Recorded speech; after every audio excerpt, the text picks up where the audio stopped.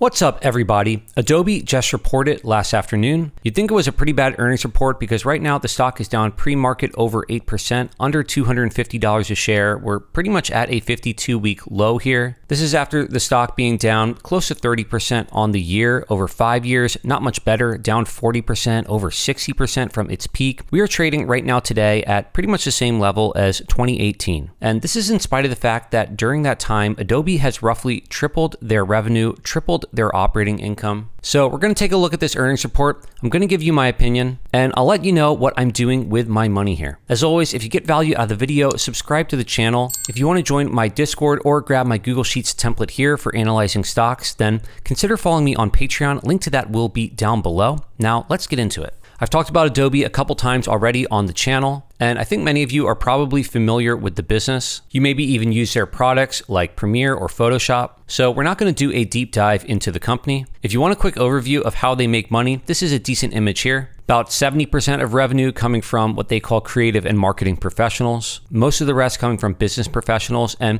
the vast majority of all of this revenue is recurring revenue. It's very sticky. People have their subscriptions to their Adobe suite, their Adobe products. We see here annual recurring revenue up to now $26 billion, up 11% year over year. And this is an incredibly profitable company, very high margins. Operating profit, $2.4 billion, 38% operating margin here, 30% net margins. These are very strong numbers, and they've been incredibly consistent over time. If anything, as they scaled out the business, as they've grown, their operating margin has been creeping up slightly. Now, the narrative around this stock, and part of the reason why it's dropped so much over the past year, over the past 5 years, is that AI is going to eat their lunch. When there's tons of generative AI tools that you can say, hey, make me a picture of whatever it is that you want to make an image of, then the value of Adobe's Photoshop goes down. There's another side of the argument that Adobe doesn't really own any proprietary data. So if a startup or a team of developers could use AI to develop similar products to Adobe in a lower amount of time,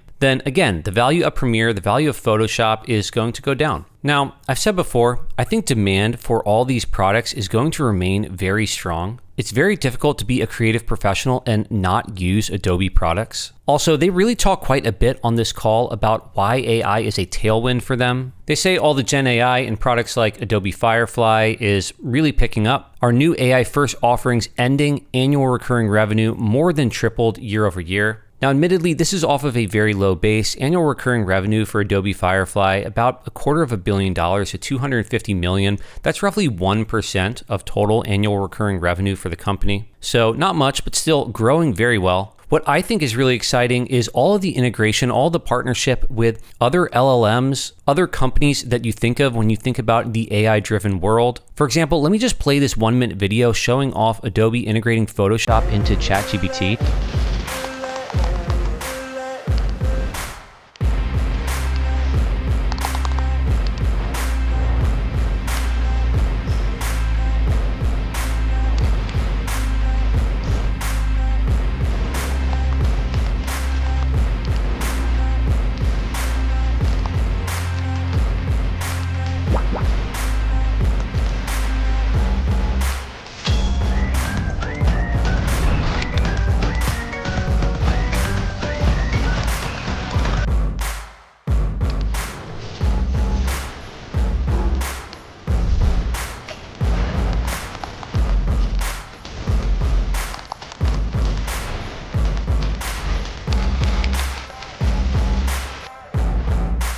I thought that was pretty cool. Doesn't matter if other people are using LLMs for image generation, for video generation. Adobe is still well positioned to be the market leader for many, many years to come. Now, getting into the numbers, revenue up 12% year over year, 11% in constant currency. I typically focus on constant currency. That's a very slight uptick from where the growth was. Previously, back 5-10 years ago, when they were working on a smaller revenue base, they were growing, about 20-ish%, and then that really dropped down. Now, the past few years, we've we've been about 10%. So growth at least holding steady here. Now, as far as the bottom line, earnings per share up 11% year over year as well. Non-GAAP earnings per share, they say up 19%. Now, I will say the non-GAAP earnings per share, they add back in share-based compensation here. To me, that essentially makes this a nonsense metric. I don't really look at it. Adobe has a ton of share-based compensation, about $2 billion a year. It's not necessarily a good or bad thing. It's pretty typical for tech companies to have high share-based compensation, but you have to take it into account when you're looking at the business. If they didn't compensate their employees with stock, presumably they would have to compensate their employees with cash or other benefits. So I just want to make sure I'm treating stock-based compensation the same as I'm treating any other expense. Monthly active users also growing very well. However, a lot of this is for their kind of freemium products. They've had a lot of growth with Adobe Express. This is probably the largest of their what I would call freemium products. They're trying to compete partly, I suppose, with Canva here. Seems like they're doing very well. I don't really use Express myself, but all of these other products here I'm familiar with: Premiere, Photoshop, Lightroom, Firefly. And talking more about their AI partnerships, they say in Q1, we launched both Acrobat and Express for ChatGPT. You can expect to see similar integrations into Copilot, Claude, and Gemini.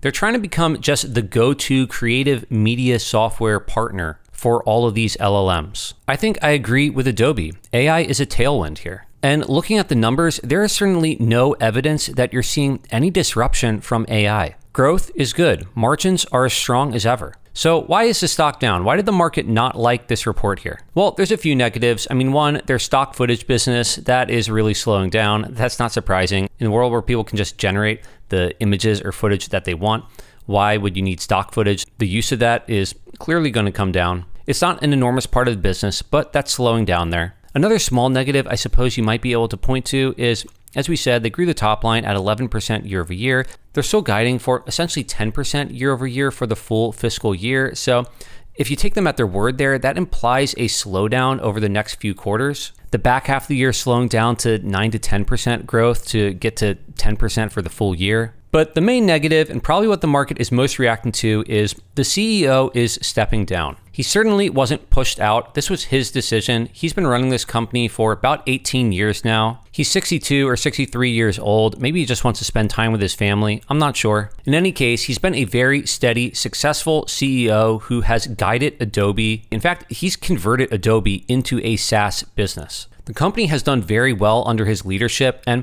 they don't have someone else lined up to replace him right now. That adds uncertainty. The market doesn't like that. But just looking at the numbers, looking at the results, looking at the future of this business, I don't see why this sell-off is warranted. I see a company that is trading for roughly 12 times operating income. After this drop, roughly 13 times free cash flow. And again, when I refer to free cash flow, I'm always talking about adjusted free cash flow. I subtract out that share-based compensation. That's between a 7 and 8% free cash flow yield, and they are returning that cash flow to shareholders in the form of buybacks. They've been pretty aggressively buying back their stock while it's been down here. They think it's cheap. You have a strong market leader, double-digit growth, improving margins, giving a ton of money back to shareholders, trading for what I think is a very cheap valuation. So quickly diving into what we could expect for a return on our investment in Adobe here. The numbers and assumptions I have here are the same that I had last time we looked at Adobe, and they might even be a bit conservative. In my base case, I have 9% growth on the top line every year for 5 years. I think that's fair. Again, it's 11% right now. They have been slowing down a bit over time. I think I'm actually just going to keep this at 9.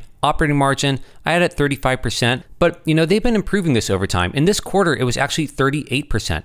I think this is a little light. Adjusted free cash flow margin as well. This represents the money coming back to shareholders, and I have this at $6.5 billion, growing to about $9 billion over 5 years. They're returning more than this right now in the form of buybacks, so this also is maybe a little light. And then as far as a multiple, I was giving them a 14 times multiple. I think that's not demanding at all considering the quality of this business.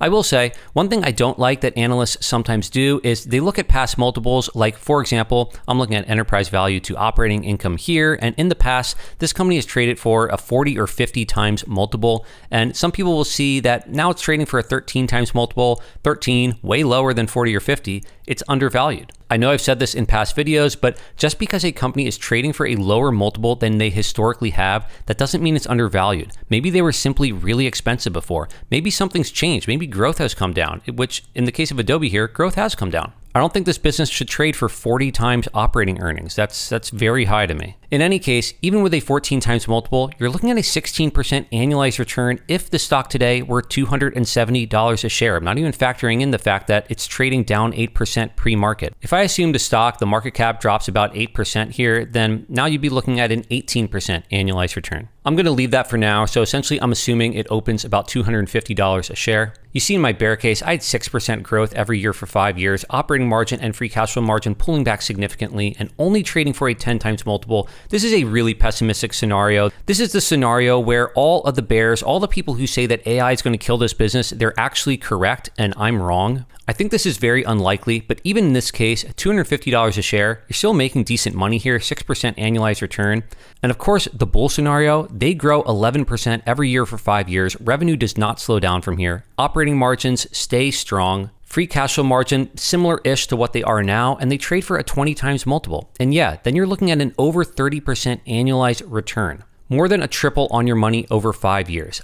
I think the risk reward looks amazing on Adobe at $250 a share. And just a little self-advertisement here showing off my sheet. I've updated it a bit. You have analyst ratings over here. We see you have some downgrades coming in, people lowering their price target. Also on the left here, you have insider transactions, insider trades. I'm just showing buys and sells on the open market. So these aren't, say, options that have been awarded. You'll notice when the stock was trading around $500, $400 a share, lots of people were selling. Recently, not that many sells. Now, while you don't see many buys going on here, I will say they have $2 billion in stock-based compensation. That is a massive amount. In tech companies, when you give out a lot of stock, you're going to see lots of sells. Over the past year, just a few transactions here, a few sells, not too large of dollar amounts. So I wouldn't read too much into it. Bottom line for me, I like Adobe stock here. I think this represents a good price. And in fact, I'm planning on buying in. I don't own Adobe. I've actually never owned Adobe in my portfolio. I said in past videos, under $300 a share. I thought it started getting interesting.